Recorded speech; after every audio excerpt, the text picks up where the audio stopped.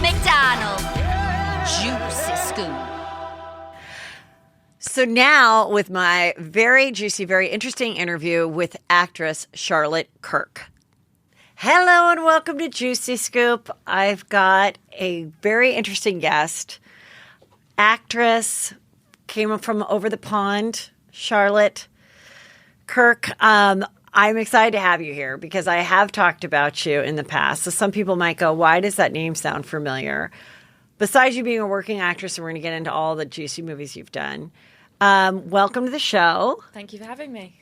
And I'm excited to have you. We got connected through Troy Jensen, who is the image maker, does our hair, makeup. You look gorgeous. You said you just saw him, so I love what he did with your look. Thank you, Troy. And but I was intrigued because a story that was written about you was in Hollywood Reporter, and I was just fascinated by it because it really was a story of a young girl pursuing acting that you basically got caught up in these major studio head power player people. And it was really eye-opening to how this type of stuff works. Mm-hmm. Now, we can't really talk about it, which I understand because there's stuff going on. But I just kind of wanted to get your feeling because this happened to you when you were so young. Like, tell me a little bit about your life and acting and pursuing coming from England to here and as much as you can share. So, yeah, I came to LA when I was 19 years old. I always knew this is what I wanted to do. I wanted to be an actress. And someone said to me when I was just finished drama school in the UK, someone said to me, if you want to be an actor, go to the States. So I was like, okay. So I literally packed my bags, didn't know anyone, and I just went on a plane and went to LA. And so did you have funds? Like, how did you find an apartment? Yeah, I had so before that I was modelling in London and Europe. I had an offer with a modelling agency in Paris, and it was like, oh, should I go to Paris and do modelling, which I didn't really want to do, but I thought that could be another way into acting, or do I go to the States? I was like, yeah, LA is my dream. I want to go to LA and I want to do this. So I went to LA.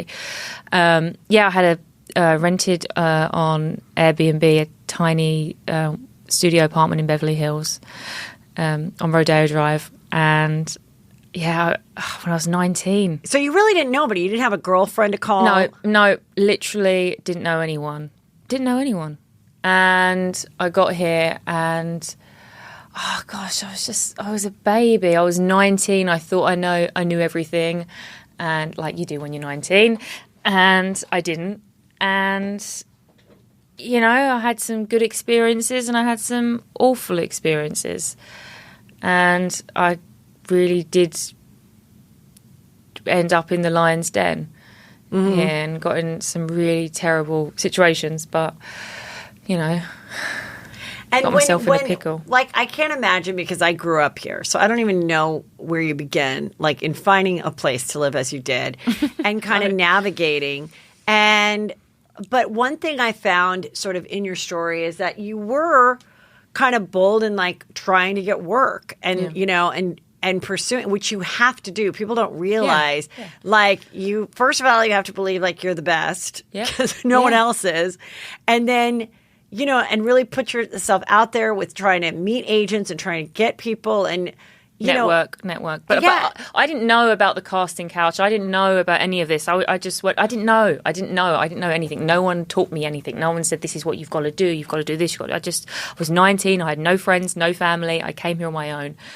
And some of the first people you meet present themselves in a way that they're looking out for you, and you're like, wow, and they're really not. Yeah. And I think that's what's very hard, I think, when you're trying to pursue something and you don't have any nepotism and you're not even from this country. Yeah, and I don't want to go into it, but like I'm I was 19, but I'm on the autism spectrum as well. Like talking to me now and I'm, I've learned the hard way, and wisdom is a great thing, right? Hindsight is a great thing. But 19, it was like talking to it's another person. I didn't even, it was just so different. I actually thought that was really interesting when I read that. Then, now, were you diagnosed as a child with autism? So I was diagnosed as a child, but acting really helped me overcome it. Like, as a child, I had a lot of support. I had social workers, I had help in school because I'm dyslexic as well.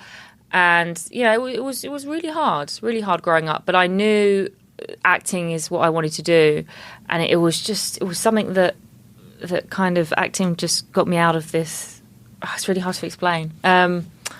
Did you have that part of autism where, like, the social cues had to be sort of taught? Yeah. Terrible at social cues. Couldn't look people in the eye. Didn't think before I spoke. So got myself in terrible situations as a child. Embarrassed the hell out of my mum. And acting was my escapism. Acting was something that I felt comfortable, something that made me feel normal. Mm-hmm. And that's what I knew I wanted to do.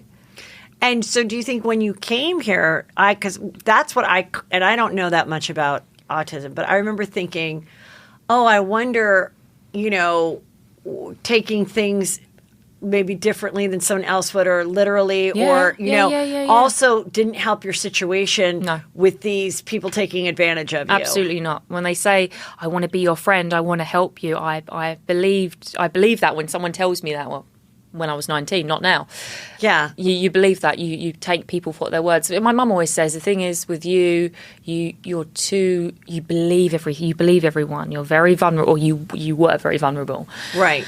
And you trust. She always says, you trust too many people, Charlotte. You trust the wrong people, and you trust everyone, and I shouldn't.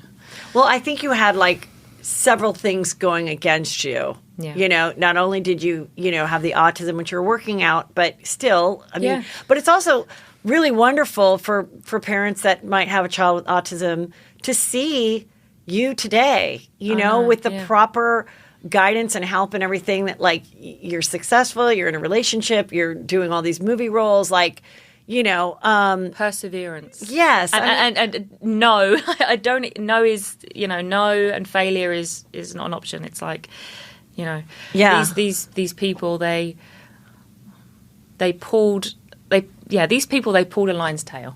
They didn't know. And they just thought, they picked on the wrong person. They just thought, I was just going to whimper off in the shadows. And right.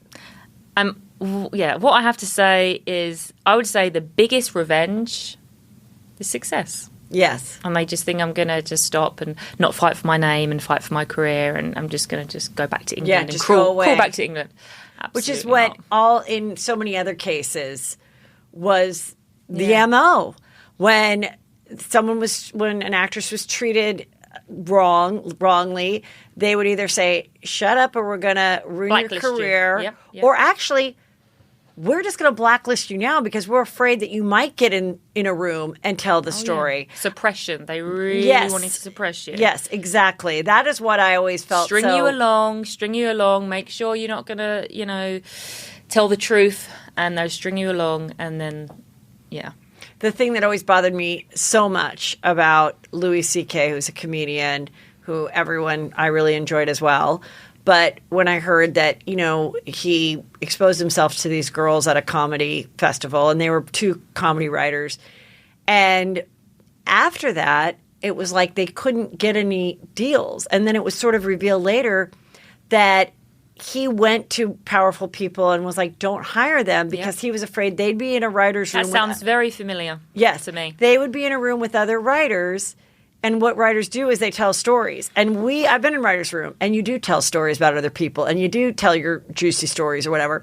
Awful. And so he just didn't even want them to have the opportunity. Yeah. And in some cases with him, some people are like, what he did wasn't that bad. But me as a female writer, knowing that all of a sudden someone was interested in my work or whatever, and then it just shuts down, and you never know. You're like, wait, what happened? Yeah. Or the audition stopped. Yeah, Something or happened. I was working on this show, and they had me back every year, and now no one will take my call. What the hell was it? And it's sometimes it's awful. The hardest mystery to figure out. But in this town, it's almost accepted. Like, you know, I would say that, you know, the most powerful, well-connected, predatory, manipulative people.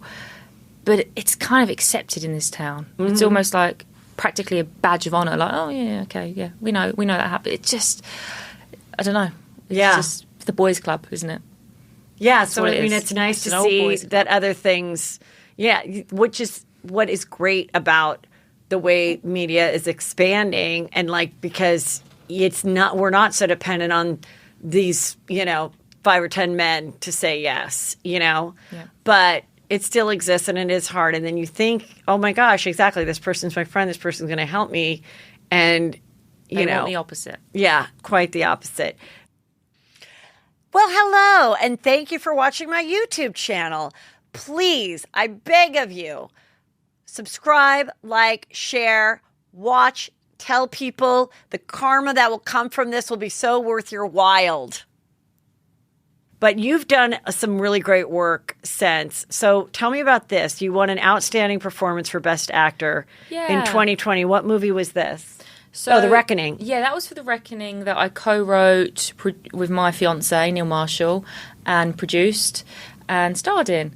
And we wrote 3 films back to back. The Reckoning, The Lair that we just shot, and Duchess that we're about to shoot. And yeah, we shot it in 2019. No, sorry, it came out in 2019. We shot it a year before. It's about the plague. Didn't know the COVID was going to happen. And yeah, it came out during COVID, but it came out during COVID, which was, wasn't very great. But but it was good. We're super proud of it. It was like the second highest grossing film of that weekend, and a lot of people like it. It's a young woman being falsely accused by very powerful men. So, oh, really? Now, where can we see it now?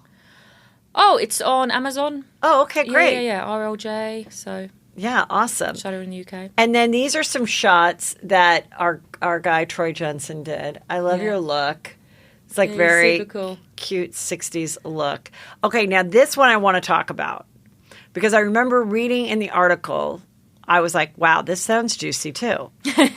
So you play Nicole Brown Simpson in this movie that kind of took the story and kind of rewrote what explain it to me. Because I was about OJ and Nicole Brown Simpson. So the writer-director who was researching Living This for many years believes O.J. Simpson's innocent, and he was set up and he was framed. It's the framing of O.J. Simpson. That's the name of the movie. Okay. Yeah. And yeah, we shot it in Bulgaria, and it was weird going into the house because everything was built. It looked like you were walking into Rockingham. It looked like it was, and it was creepy. It was surreal. But yeah, I'm really proud of it. You really look like her there. Yeah, I know. Yeah, I lived for that one for quite a few years. So as he was doing the research for it, he spent like 3 years researching it. I was living it with him. As he was writing it as well, we were going through the whole process. And yeah, that's a story in itself. And so that came out, and how No, it hasn't come out yet. Oh, it hasn't come out yet. Because I'm like, I really want to watch this. Yeah, that hasn't come out yet. Do you know when it might come out? So he wants to finish that this year, so COVID. Of Are you done filming it, or you still have to go back and film? Still got to shoot some things. Oh, okay. Yeah, so it probably won't be out for like year or so. Oh my god! I know. And are all the players in it? Like, is there a Robert Kardashian? Yeah, and Faye everything? Resnick and there is. Oh yeah, and Kris Jenner. Really? Yeah. Who are some? So, is there any other names that play? Some of the main players. I mean, so Boris Kojo playing OJ. We've just got uncanny, incredible lookalikes for the roles. Mm-hmm. But there's one role that because obviously we've only shot half the film. The other half we're waiting for a big name for that role. We're still casting that. So, okay. Yeah, Douglas McCann, who sued Verizon Phone Records, who didn't release the phone records that prove that O.J. Simpson absolutely couldn't have done it. Oh, so that's what this is kind of like. Yeah, and then theory flashbacks is hinging on. Partly that, partly some other theories, and then flashbacks to Nicole and OJ. So it's like 2 movies in one. It's a big epic. Because this is this photo I have of you. That's her on her wedding night. Yeah. And so they got you like the exact dress, the exact hair, everything. Wow. Were you very familiar with the story before doing it? Not really. Because you're too young. Like, you didn't live through it. Yeah. Not really. But then moving to LA and then literally living it when he was doing the research. And, I lived in Brentwood for a while. Yeah. Just absorbing the life. Yeah, it was surreal. But Yeah. I'm proud of it. I'm proud of that film. Like what I've done so far. I was obsessed because I lived in Brentwood at the time. Oh, And wow. and then I rented a house right around the corner. So people would like park in front of my house to go and take photos of the condo, which then they changed Awful. the, Yeah. the address and everything. And every day, there'd be another story, another tabloid, another theory, because the world was just obsessed with it. Yeah. And, it was like the Trial first of the century. the first day I even met Kris Jenner and Courtney. We went to lunch. This is like, I don't know, 17 years ago or something. Yeah, about 16 years ago. And it was like the first thing I asked them. Do you think he did it? Yeah, I was like, what was I'm that? not saying this, but the director would say they know the truth.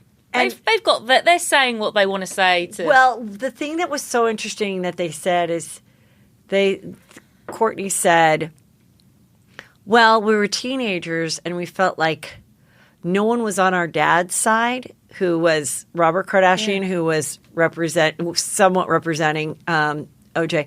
So she's like, so we chose to be on our dad's side. And it was very awkward then for Kris, who they had a very amicable divorce.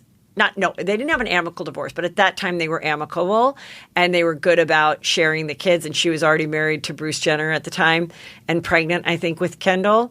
And so this was just a very horrible thing that they had to navigate. And then even when they would like exchange the kids, they'd have to pick different places all the time because the news people would be following them. Oh, awful. And it was just, so...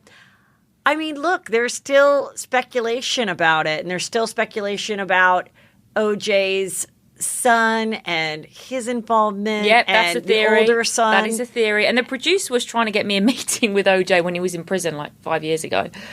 That was going to happen, then it didn't because when he was in Nevada, and now he's out.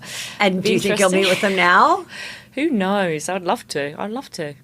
Yeah, I would. It's weird. Yeah. I feel not close to him, but there's some kind of weird connection because of. I think you should. I mean, amazing. It's just like, why not? Like, Yeah. you're playing this role. playing the love of and his life. Yeah. And have you spent hours, like, watching home videos and all the stuff that Yeah. has been collected? And The 911 call, that was tough because I redid that whole 911 oh, you have to call. redo that scene. Yeah, that was tough. That when Where she's OJ calling from the green, what was the street? Gretna Green. Gretna Green, yeah. And she's calling from there. And OJ's banging on the door, and you can hear him screaming and shouting in the background. and then she's like, but you guys won't do anything. And yeah. That was tough. Well, yeah. It was Well, surreal. I'm excited for that. Okay, so that's coming up. This was you at Ocean's 8. Mm-hmm. And then, this is from The Reckoning. This is from, there you go. It's interesting. So, The Reckoning, we shot that before COVID, and it was a film about the plague. Yeah. And the film that we just finished shooting, called The Lair, is about insurgents in Afghanistan. And we were shooting that as the outbreak was happening in, so. Oh, really? Weird. Oh, here you are with The Lair. Yeah, there we are. Yeah, So it was wait, fun. and this is about the outbreak of what? So this wait, is set in Afghanistan. Oh, of what Yeah, year? 2014. Oh, okay. Nope. 17? So What, this 20? is this is set in Afghanistan in 2017, Oh, okay. and think of it like Alien meets Predator. Oh, okay. So I play a fighter pilot who crashes down in Afghanistan and finds an underground Russian bunker, and there are scary monsters down there. Oh, really? That's kind of cool.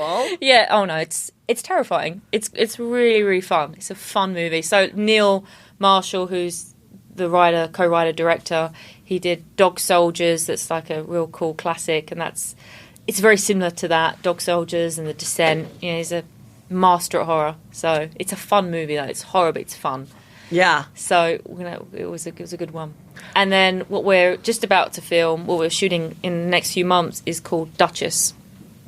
It's a female gangster movie. Oh, really? So we're sitting there one day in London. Like of what year? During what time period? So Scarface is our inspiration. Yes. So we're sitting there in London. I was like, you know what? Like we love the brilliant 80s, 90s movies like Goodfellas, Scarface, all the classics. I was like, but there hasn't been a badass woman gangster. I want to see that. And then that's how Duchess kind of come about. And are you writing that as well? We co-wrote that. It's finished. We're shooting in April, May. So, I mean, do you feel like had this situation at the beginning of your career not happened, and maybe you got a part here and you got to be on a drama on TV, and then you got something else, do you look back now and be like, you know, I was kind of forced to have to like create my own projects? Yeah. And certainly didn't. What happened to me certainly didn't help me. It's had to make, you know, I had to fight for my name, fight for my career, and make everything 10 times harder to show the world who I really am and what I'm about.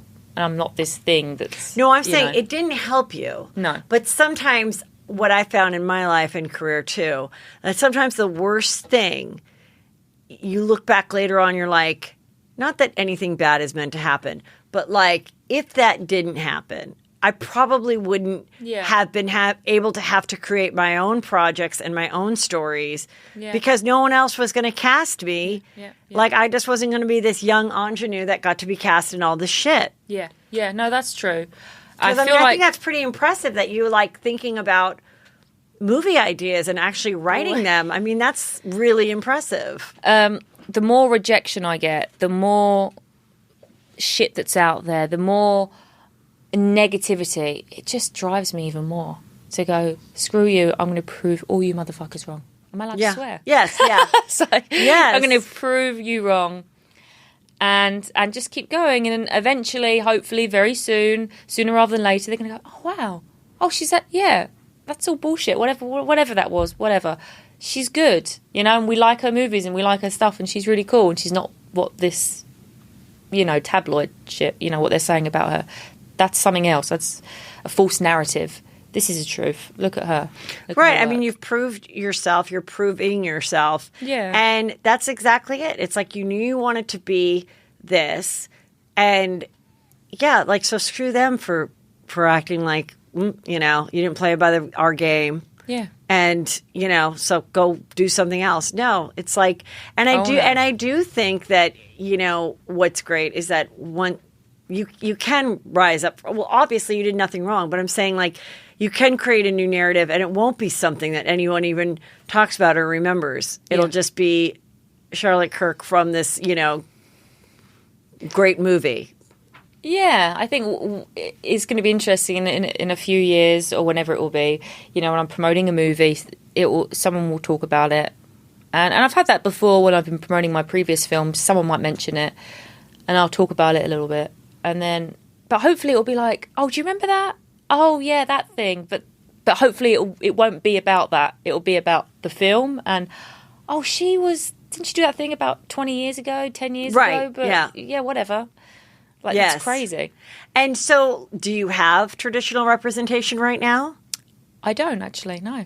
I have my own production company, which That's is even the way better, to go. Which is Leonardo DiCaprio has his own production company. Nicole Kidman has her own production company. Yes. Woman boss. I kind of see you like a Nicole Kidman. Do you relate to her? Yeah. I'd love to have her career. I mean, it's amazing. Right. And, you know, she found Tom Cruise and they did some amazing films together and they rose and collaborated together. And that's kind of how I feel with Neil. Yeah. You know, we're just collaborating together and he's, you know, allowing me and trust me to make all these great films with him. And you're engaged, yes? We are engaged. We was going to get married last year, but COVID happened and then we made movies and life got in the way. But we did say this year, but we're aiming for that. Well, just when you think it's going to work out, then there's some other... I know. Whatever. Like, you just got to live your life. I know. Yeah. Keep it going. Yes. And I'm sure that's been a challenge, too, with all the testing and all that stuff and how strict they have to be and to keep your stuff going. And shooting these films during COVID has been difficult. Yeah. Difficult. like productions closing down and stuff. You've heard that. But thank God that hasn't happened with our films. So just going to keep going. Got a lot of stuff. So where is your home now? Where do you live? So we got a house in the UK. We bought a house last year in Kent, where I'm from. But just LA keeps drawing me back. I know Neil prefers the UK. I love the UK and I love being in the country where we are. We're not in London. We're like an hour in the country. The Garden of England, very beautiful, very green. But I need a little bit of life. And Kent's great and it's lovely and it's quiet. But then I need a bit of something going on as well. And as an English girl, what has been your relationship with the royal family and the tabloids and all of that? Because it's pretty fascinating, especially with the controversial Meghan. Yeah. What is your thought? What were your thoughts? It was amazing that Meghan, like an American, and the royal family, they kind of got together. I think that's amazing, right? Yeah. How they merged and brought the countries together. The royal family, yeah. Like, what did you think? Like, growing up now, I mean, you're probably a little bit too young, but like, when you're growing up as an English girl, you're 28. How old is Harry? Is he like 40? I mean, was there a time where like you and your friends would be like, "Oh, I could maybe marry Harry"? Like, would you think about it like you would almost like a pop star? You know how like when you're a kid, you like a. Where I'm from, like I don't know if you can hear from my accent. I'm not typical British RP. I'm a little bit of Cockney. Southeast London. Like Adele, that kind of vibe. Yeah. So I wasn't all about the royal family growing up. So, whatever. Because when you're British, it's like, whatever, they're there. Right. You don't think about it when like you have it, it's like, great. You don't appreciate it as much, I guess. Right. Yeah. Did you think it was a bad thing? Or what was the feeling when they left? When they left to come here? Oh, gosh. It's kind of sad because, like, you should be here because you belong here because you're royal. But then it's like me, like, who am I to say, I've got to be here, I want to be there. If you want to, you're a free spirit. If you want to be somewhere, go where you want to go. Yeah, right. And Harry shouldn't be. He has to be in the UK. If he wants to be here, be here. There's no place like LA. Yeah, well, it's gonna get juicy over there. So the latest with Prince Andrew. Oh, God, no. Oh, Prince Andrew. Prince Andrew. So today they said, even though his lawyers tried to stop the lawsuit from Virginia Giuffre, who, said that she went to the nightclub with him and was trafficked by him, the court said today in New York, no, the case can go forward, so she can sue him. And then apparently the Queen is like, I'm not paying for your defense. And this is all happening when they're doing this big celebration for her. Who represents? Do you know who represents him? Prince Andrew?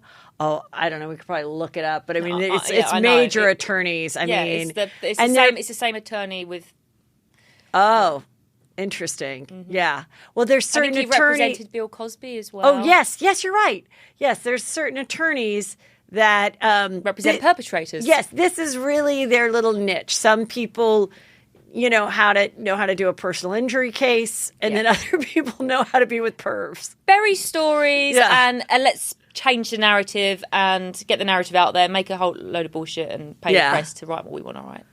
Yes, you're right. You know what? I think I looked this up, and there were all these names of all the same people. Oh, yeah. Yeah, that all these people that this particular person or firm does. Yeah. Well, he didn't win today. So it is going forward. Good. Yeah. And then, of course, Bill Cosby's out, isn't he? Yeah. Unbelievable. On a, what is it? Why did he get technicality. Out? Oh. With technicality. Well, I'm worried about Ghislaine because there's this juror now that went on a press tour and they're trying, her defense is trying to say that the conviction should be thrown out. Because of that, jury messing up.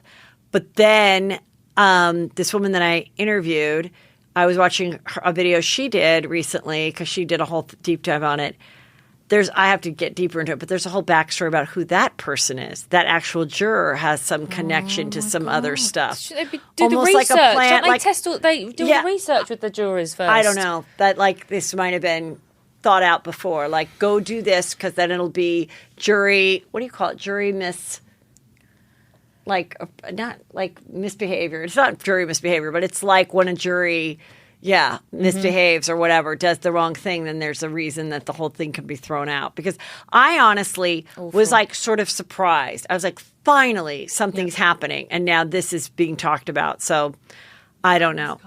Jury misconduct. That's right. Jury misconduct. I was close. Jury misbehavior sounded a little weird. Well, I'm so glad that you got to come here. Oh my God, and I'm thank you. excited to see all these movies and follow you. And when this thing is a little more resolved, I would love to come back and tell you everything. Okay. So there is a law out there that says NDAs that are related to sexual harassment are illegal.